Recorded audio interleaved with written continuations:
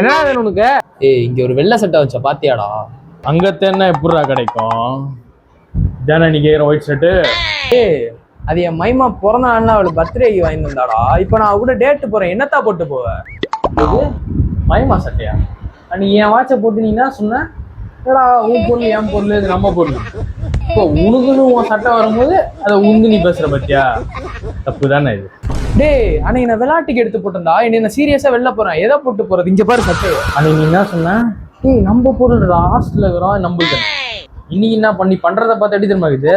உன் பொருள்னா உண்ணுது, என் பொருள் நம்புது மாதிரி எப்படா டேய்? டேய் நீ எடுத்தது கூட பரவாயில்லடா, ஏன்னா இது கன்றாவியான காஸ்டியூமா இருக்கு. இது கன்றா வேணா கன்றா என்னன்னு பாக்குறியா நீ? அண்ணன் சாமான போய் எடுக்கிற